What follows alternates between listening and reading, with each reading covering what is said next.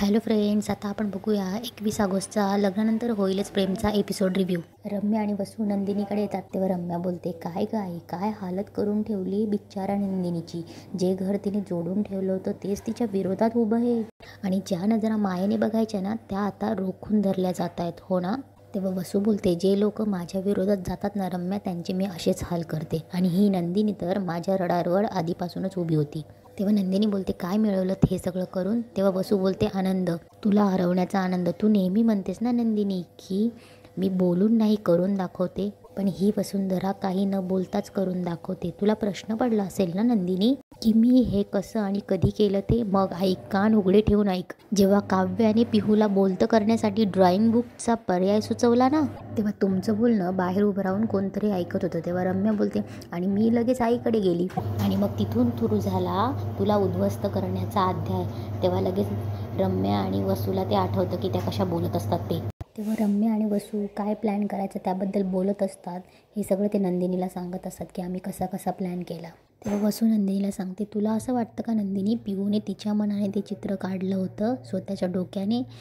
ते चित्र आम्ही तिच्या डोक्यात फिट करून आलो होतो. तेव्हा वसू आणि रम्या नंदिनीला सांगत असते की रम्या पिहूकडे जाते, तिला लग्नाच्या अल्बमचे फोटो दाखवते. तेव्हा रम्या पिहूला, नंदिनी लग्नात किडनॅप झाली होती हे पिहूला रम्या आठवण करून देते.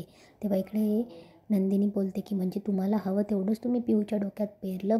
तेव्हा वसू बोलते, करेक्ट, पेरलेलं उगवलं सुद्धा. पिहू रात्री ते चित्र घेऊन तुझ्याकडे आली आणि तुझा आमच्यावरचा संशय पक्का झाला. तेव्हा नंदिनीला ते आठवतं पिहू आलेली. तेव्हा रम्या बोलते, काय गाई, तुला भीती नाही वाटली नंदिनी तुझ्याकडे येईल, तुला जाब विचारेल. तेव्हा वसू बोलते, केला ना विचार, पण मी सगळं आधीपासूनच ठरवून ठेवलं होतं. मी वाटच बघत होते की नंदिनी मला जाब विचारायला कधी येते. नंदिनीला तेही आठवतं, ती वसूकडे जाब विचारायला जाते तेव्हा. तेव्हा नंदिनी बोलते, म्हणजे तुम्ही आधीपासूनच प्लॅन करून ठेवलं होतं.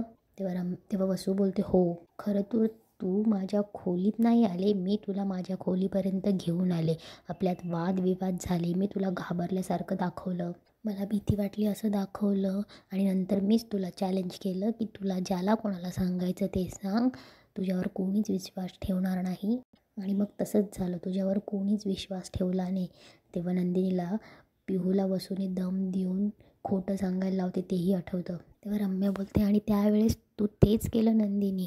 24 तासाची मुदत आमच्याकडून मागून घेतली, जे आम्हाला हवं होतं. आणि तू मागितली जरी नसतीस ना नंदिनी, तरी आम्ही तुला मदत म्हणून एक 24 तास देऊन टाकणार होतो.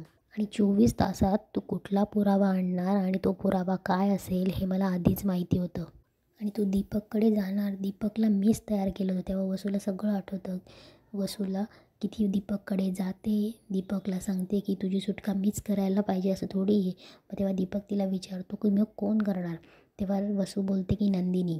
तेव्हा वसू दीपकला प्लॅन सांगते की नंदिनी तुझ्याकडे आल्यावर तू तिच्यासमोर असं रड की तिचा तुझ्यावर विश्वास बसायला पाहिजे.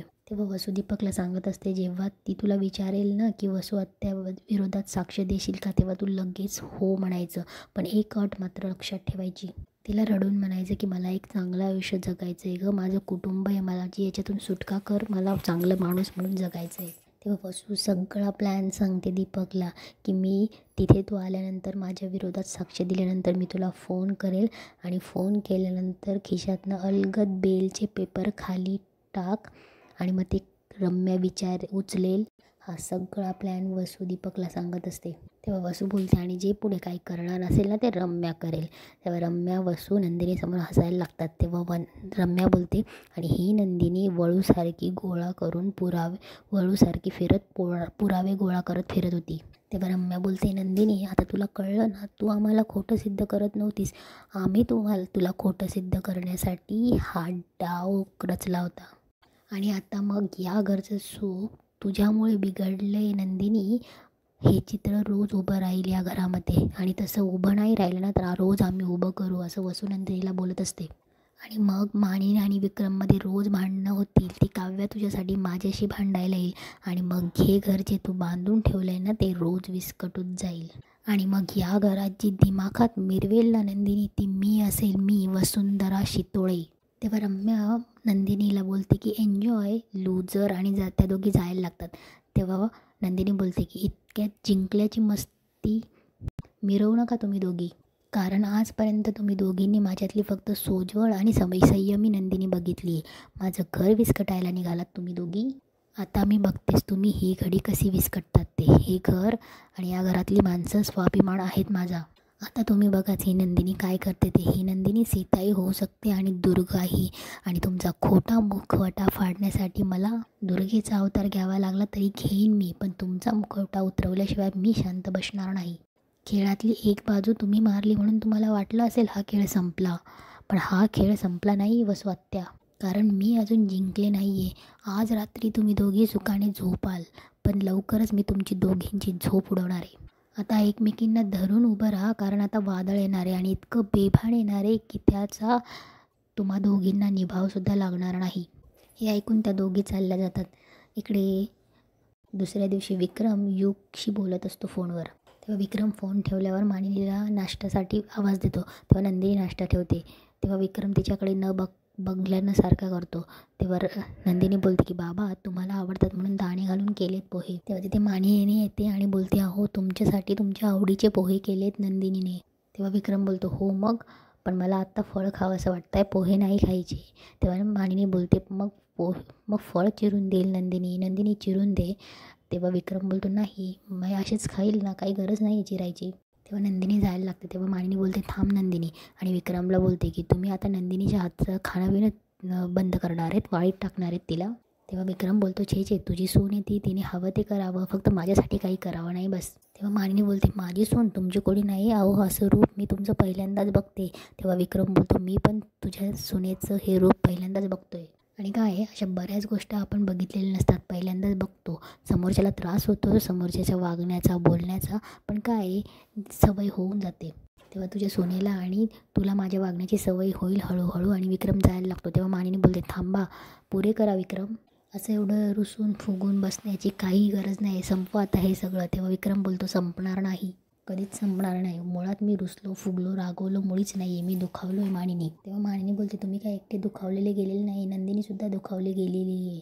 तेव्हा विक्रम बोलतो की मग दुसऱ्यांच्या दुखावण्याचा विचार करायला नको. तेव्हा मानिनी चिडते अहो काय बोलताय तुम्ही, हे माझा तरी विचार करा, माझ्यासाठी तरी विक्रम जोरात चिडतो, कोणासाठीही नाही. यापुढे या घरात मी कोणासाठीही बदलणार नाही या विषयावर. तेवढ्यात सगळे तिथे येतात. आणि तेव्हा विक्रम बोलत असतो की तुझ्या सोन्याचंही बघ, तिच्याही चुकांकडे जरा लक्ष दे. तेव्हा मानिनी बोलते तिचं खरं रूप मला कळेल, मग तिच्या आधीच्या रूपाचं काय, तिने आपल्यासाठी काय काय केले याचे पाढे वाचायला लावणार आहात तुम्ही आता मला. तेव्हा जेव्हा बोलणार तेवढ्यात विक्रम त्याच्यावर चिडतो 1 मिनिट. आणि नंदिनी तेव्हा मानिनीला बोलतो बोल काय पाढे वाचणार आहेत वाच. तेव्हा नंदिनीने लग्न करून कशा परिस्थितीत आपल्यासाठी आपल्या घरात आली ते सांगते मानिनी. तिने कसं सगळ्यांना आपलंसं केलं आहे. तुम्हाला मला जीवाला मला खूप चांगली एक मैत्रीण मिळाली, तुम्हाला लेक मिळाली, जीवालाही समजून घेणारी एक मैत्रीण मिळाली. तिने सगळ्यांना आपलंसं केलं, या घरातल्या सगळ्या रीतीभाती शिकून घेतल्या. ती हे सगळं करते आणि तुम्ही काय करताय बघा. वटपौर्णिमेच्या दिवशी काय झालं होतं जरा आठवून बघा. पायाला लागलं होतं तिच्या, पण केवळ आपल्या मुलाच्या आयुष्यासाठी पायाला लागलं असून तिने फेऱ्या मारल्या वडाला या पोरीने. आणि तुम्ही असं वागताय तिच्याशी. नाही मला वाटत होतं तुम्ही एका नजरेत माणसाला ओळखतात, पण नाही तुम्ही ओळखत नाही आहात, चुकताय तुम्ही विक्रम. तेव्हा विक्रम ओरडतो मग तू काय वागली होतीस तेव्हा, तू काय वागलं होतंस, आपल्या लेकाच्या जीवावर बेतलं होतंस ना, तेव्हा तू सुद्धा तिला त्याच्यापासून दूर ठेवलंच होतंस ना. तेव्हा मानिनी बोलते हो चुकले होतेच मी, हे मी मान्य करते, आता नाही तेव्हासुद्धा मान्य केलं होते आणि मी माफीसुद्धा मागितली होती तिची. तुम्हालाही एक दिवस माफी मागावी लागणार आहे तिची. तेव्हा विक्रम बोलतो मी मागणार नाही, चूक तिची, तिने माफी मागितली पाहिजे. वसुताईची माफी मागायला सांगितली होती, तिने मागितली का. तेव्हा मानिनी बोलते ताई करतायत, आंधळे झालेत बहिणीच्या पुढे. तेव्हा घरात विक्रम आणि मानिनीचे खूप भांडणं होतात. तेव्हा जीवा पार्थ नंदिनी काव्य यांना त्यांची जोडी आधी किती छान होती हे सगळे आठवत असतं आणि तिथेच आजचा एपिसोड संपतो.